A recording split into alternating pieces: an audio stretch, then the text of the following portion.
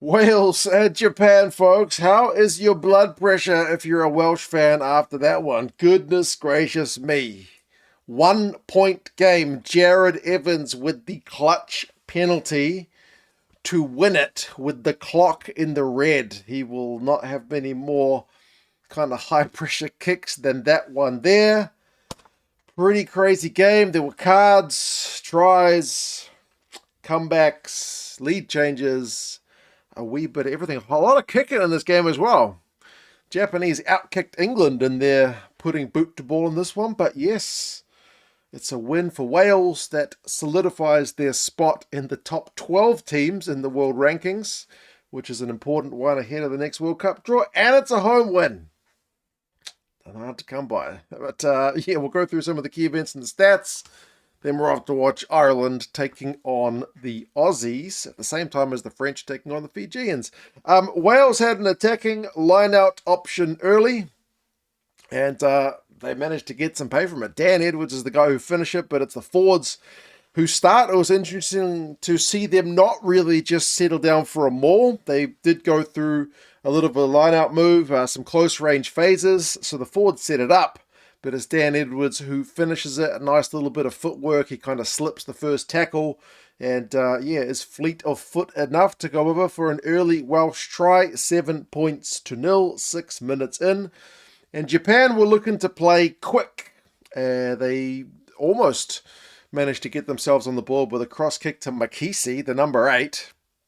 But he couldn't quite take the thing. But yes, they were often looking to keep the tempo of the game high, which fits in with the way Eddie Jones at times wants to get them playing. And I thought Dylan Riley was actually living up to some of the billing that I've seen him play before, the midfielder for Japan. He can be a real silky runner. He was getting himself into some space. Again, from that Japanese kicking game, it was a high ball. It was kind of allowed to bounce. It was a bit scrappy. Riley pounced on it, got himself a line break, and passed to Saito. Big carry, they spread it wide, and then Ishida, the winger, is able to go over on the right wing for Japan. Good conversion, so 7 points apiece. Proper kind of game on stuff. And then, yeah, there was some pretty sexy play, like even though there was no points immediately coming from, like Japan had a nice kind of pass behind the back play, didn't end up coming to anything. Yazaki, the fullback, who's this much touted university student guy who's still not even played professional rugby, gets himself a big line break, but Luis Rees-Zammit's able to put in a tackle on him. Then we get some cards. Ulaviti, the big lock for Japan, gets himself yellow carded for an off-the-ball shot on Alex Mann. Alex Mann was copping some punishment in this game. A few guys who hit him ended up getting carded. One of them is Makisi. I think it's a fair one to give. That one's a yellow card all day. But then, like, what can Wales do? Honestly, this is one of the frustrating periods of the game if you're a Welsh fan. I was getting frustrated, and I'm sitting here watching it as a neutral. But Aaron Wainwright knocks on. Makisi fair whacked him. It was a big legal hit. Big hit. Wainwright bobbles the ball from that big hit. But again, it's kind of a disappointing one because they had the man advantage. It's time to punish. They don't do it. And then Japan, during the yellow card, miss a very kickable penalty. I guess if nothing else, it did take the yellow card time down a bit. But then Makisi gets himself a yellow card for a upright tackle on Dan Edwards. So we go 15 on 13. 15 on 13. You would imagine Wales are going to be able to turn the screws on Japan here. 2 of their forwards in the bin. Do you think they can find a heck of a lot of space? Like, not really. Kind of barring one Luis Rees-Zammit individual bit of brilliance line break, 15 on 13. And he knocks on the tackle, which he's very frustrated about. Chance gone. Chance gone. Then they had an attacking line-out, which they lost during the yellow card. And then Josh Adams kicked out on the full during the double yellow card. So, I don't know, man. 15 on 13, you got to punish them. They don't do it. And then Josh Adams, with a bit of a moment of madness, he kind of drops into a ruck. Like, what was he doing there? Is it a clean out? Or is it just like a drop on the head? I don't know what he's doing. But he gets himself carded for it, which is initially yellow, and then gets upgraded to the red at start of the second half. So 20-minute red card for Josh Adams. Japan miss a penalty before halftime with that yellow card penalty shot, but Yeah, that's dumb. Dumb. Just plain dumb. Nothing good was coming of that. He wasn't like, didn't even clean anybody out. It's just cynically dumb. That one is dumb. But fortunately for him, Japan missed the shot. So Japan a couple of missed penalties in that first half, and Wales not really able to capitalise on the double man advantage they had. Like Japan had more possession, more territory, but they also missed quite a few tackles. Like Wales are a lot better at busting tackles in this game than the Japanese. Japan had more line breaks though, and yeah, a fair few more kicks from hand. Second half, Japan go 10 plus phases against 14 man Wales. Can't quite crack the defence, which is again a bit of a credit to the Welsh defence. We'll get to their tackle numbers at the end, but yeah, they ended up slotting a three-pointer when Wales gave away a penalty. So Lee finally finds the kicking accuracy he needs. 10 points to 7 lead, but a perfect Welsh reply. And there was a bit of that in this game at times, sometimes not so much. But yeah, perfect Welsh reply from the penalty. The Welsh get the big lads going, and they go close to the post and then spin the wide ball. Nice pass, ripper out to Reece Zammit, who doesn't have to do much other than dot the ball down. But yeah, it's try time and converted too. So 14 points to 10 after like having made Japan work that hard for those 3 points for Wales to bounce back with 7 when they had a man 20-minute red carded. Perfect reply.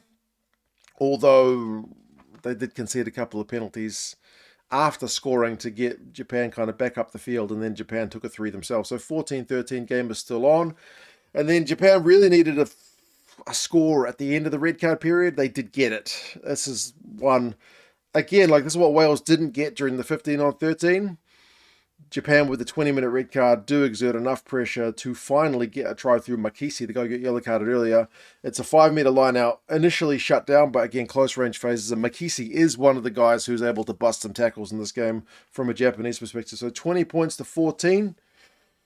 Great from Japan. They needed it.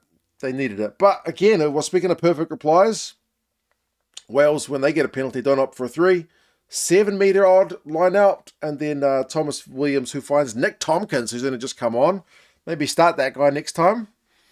We'll see. But yeah, 21 points to 20, Wales back in front. But just as you're thinking, what a perfect reply from Wales, Jenkins gives away a pretty soft obstruction penalty from the restart, so Japan are immediately able to get themselves back in front. And then the game like teeters at this 23-21 lead for the final 10 minutes. Japan, honestly, have chances to win this. They have a 5-meter line-out chance on 70 minutes, which they lose. Then they have a bunch of phases on 75 minutes, which like they end up losing the ball. Wales are able to hoof clear. And then potentially a chance for a long-range shot at goal. But that's like on 76 minutes, right as that Lee, the kicker, has to go off for an HIA. So they don't take the shot at goal. They go and go down Wales' end, but nothing comes from it. Then you get Wales with 10 phases having to chase the game, and Harry Hawkins, the big Aussie who's on his Japanese debut, absolutely clatters into Alex Mann. Like he belatedly wraps, but it's a very belated wrap. It's not high initially, kind of hits him in the chest, but then rides up. Alex Mann was not happy about it. Again, second time he's been battered illegally. But yeah, this is a clutch moment. Wales need to take this chance. They go for touch. The touch kick is not great. It only goes to the 22, but the maul makes up for it. The maul goes close. Another penalty conceded from Japan. They opt for the 3, which is a big old call, but Jared Evans, ice in his veins, nails the kick, never looked like missing, and Wales win it at the death. As I said, how's your blood pressure after that one? Japan have the possession in the territory, which is not usual for them, unless they're playing in the Pacific Nations Cup against the likes of Tonga and USA and Canada and whatnot. So that's a little bit of a concern for Wales ahead of some big games, but especially, as well, line breaks 3-5 to Japan. Kicks from hand is heaps, 40 by Japan, 31 by Wales, so a lot of kicking in this game. But one thing that is pleasing for Wales, defenders beaten 32-25, so they busted a lot of Japanese tackles, and then Wales' own tackle percentage is at 90%, so they had less ball, more tackles, but they made them when they needed to. Japan's tackle percentage is 80%, which Eddie Jones will not be a happy chappy with that one. Cracknell made 24 tackles, Jenkins 21, Mann 20, Lake 18, so some of your big forwards really standing up from a Welsh perspective. Yazaki had 20 carries. Dearns won a few lineouts. Reece Zammit broke 8 tackles, so that's a one kind of pleasing one. But yeah, it's a Welsh win. And as I said, in terms of the World Cup draw, this one was absolutely vital. But yeah, not the easiest one in terms of your nerves at the death. But anyway, you guys let us know your thoughts on the game. Subscribe to the channel if you haven't done so already. I will talk to you guys again soon. Take care. Bye-bye.